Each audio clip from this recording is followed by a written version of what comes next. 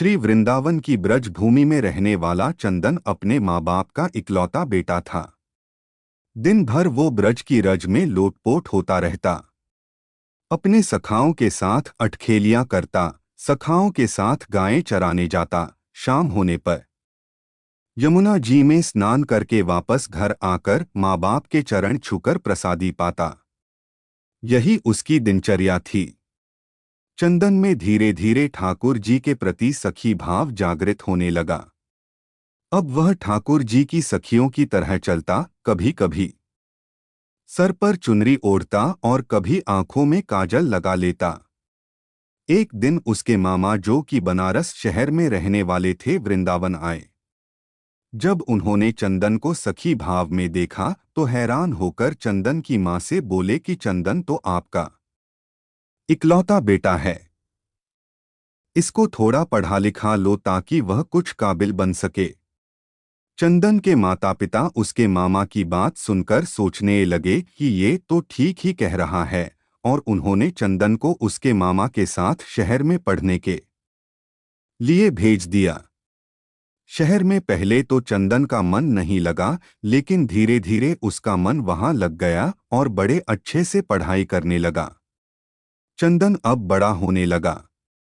चंदन शहर में रहकर वहां रच बस गया था, लेकिन उसके अंदर ब्रजरज का रस कूट कूट कर उसके प्रत्येक रोम रोम में बसा हुआ था, जो कि उसको कभी भी ब्रज से दूरी महसूस नहीं कराता था। इसलिए वह अपने आप को वहां अकेला नहीं समझता था, क्योंकि वह अपने अंदर ही पूरे आनंद में रहता था।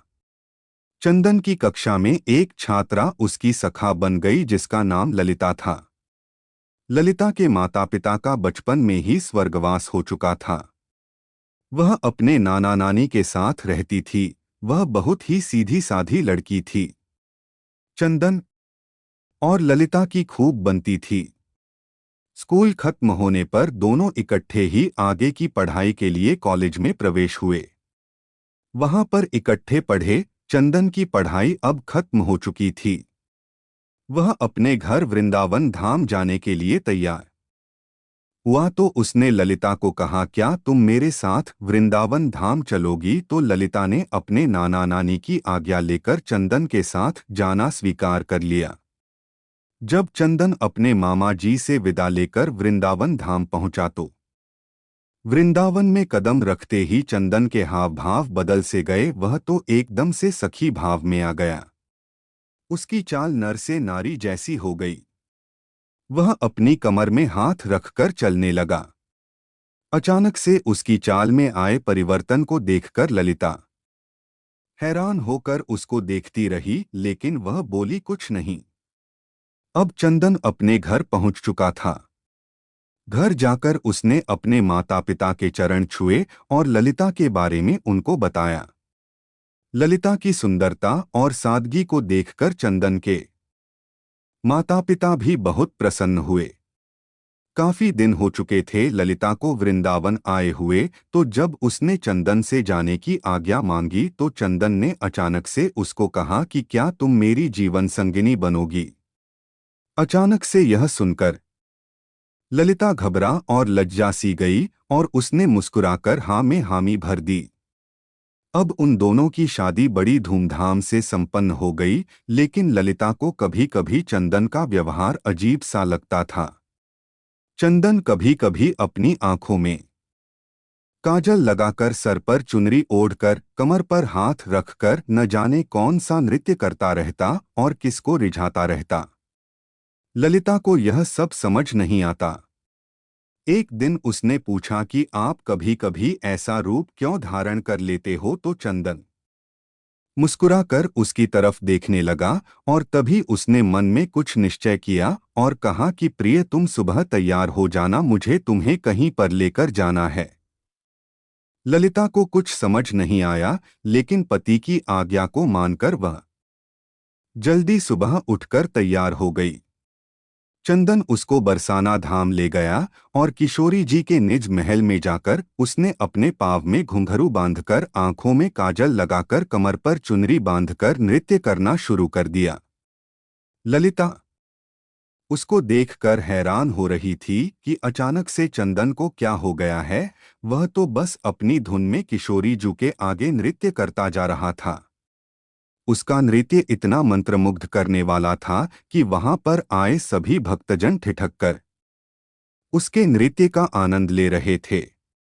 बाहर से कभी कभी पवन का एक झोंका आकर चंदन के नृत्य का आनंद ले जाता और कभी कभी सूरज की किरणें अंदर आकर चंदन के पैरों में बजते नूपुर से निकली राधे राधे की ध्वनि को सुनकर आनंदित हो जाती। जब चंदन थोड़ा शांत हुआ तो उसने ललिता को बताया कि यह हमारी लाडली सरकार है, इनको नमन करो। ललिता को तब भी कुछ समझ न आया। वह अभी भी असमंजस में थी। किशोरी जी को प्रणाम करके वह वापस वृंदावन आ गए। दूसरी ओर उसी शाम ठाकुर जी और किशोरी जी यमुना जी में नौका विहार करने के लिए निकले। नौका बहुत ही सुंदर तरीके से सजी हुई थी। नौका में चारों ओर कमल और मोगरे के फूल लगे हुए थे। नौका में ठाकुर जी और किशोरी जो आमने सामने बैठकर एक दूसरे के रूप रस का पान कर रहे थे और उनके पीछे बैठी एक सखी हाथ में पतवार को लिए नौका को चला रही थी। तभी अचानक से सखी के हाथ से पतवार छूटकर यमुना में चली गई और वो घबरा सी गई और घबराहट के कारण वह अपने पैरों के नाखून से नौका की भूमि को कुरेदने लगी।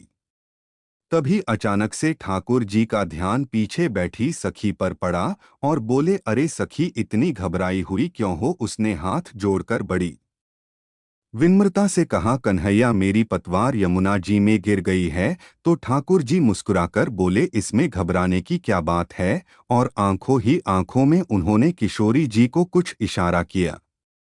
अब एक तरफ से किशोरी जी ने और दूसरी तरफ से ठाकुर जी ने अपने हाथ को यमुना जी में डाल दिया और वह दोनों अपने दोनों हाथों को पतवार की तरह चलाने लगे।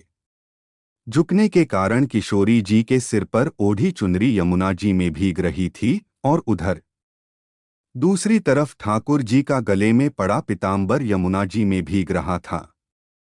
हाथों पर पीतांबर और चुनरी पर लगा इत्र यमुना जी में घुल मिल गया था।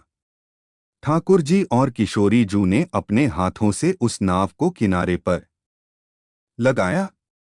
अगले दिन ललिता की सास और ससुर चंदन के मामा के यहाँ कुछ काम से चले गए। अब घर में ललिता और चंदन अकेले थे। चंदन सुबह सुबह ही अपने काम पर चला गया और ललिता हाथ में मटकी को लेकर यमुना जी से जल भरकर ले आई। आज घर में कोई नहीं था, इसलिए जब ललिता ने मटकी में से जल को थोड़ा सा पिया तो उसमें इतनी सुंदर इत्र की खुशबू को महसूस करके वह बहुत प्रसन्नता से भर गई। धीरे धीरे उसने उस मटकी में से काफी जल पी लिया और जब थोड़ा सा जल शेष बचा तो उसका ध्यान मटकी में पड़ा तो वह क्या देखती है कि नौका में बैठकर विहार करते किशोरी जू और लाल जू नजर आ रहे हैं। ललिता घबराकर दीवार के सहारे टेक लगाकर खड़ी हो गई। उसको कुछ सूझ नहीं रहा था। मटकी से पिया हुआ जल धीरे धीरे अब उसके पूरे शरीर में फैल गया तो उसकी आंखों में न जाने कैसे अश्रुधारा बहने लगी। इतने में चंदन बाहर से आया और अपनी पत्नी की ऐसी दशा देखकर उसने पूछा, प्रिय, क्या हुआ? ललिता के मुख से कुछ भी नहीं निकल रहा था परंतु उसके होंठ कुछ कहने के लिए फड़फड़ा रहे थे। सांस जोर जोर से चल रही थी, आंखों की पलकें हिल भी नहीं रही थी। चंदन ने जब उसको झिंझोड़कर बार बार पूछा तो उसने मटकी की तरफ इशारा किया। चंदन ने जब मटकी की तरफ देखा तो उसको भी मटकी में ठाकुर जी और किशोरी जी की नौका विहार की छवि दिखाई दी और वह झूम झूम कर नाचने लगा और ललिता को पकड़कर उसने खींचकर जोर से अपने अंक में भींच लिया और कहने लगा, अरे प्रिय, आज तुझे ब्रज ने स्वीकार कर लिया है, आज तुझे मेरे श्यामा श्याम जू ने स्वीकार कर लिया है।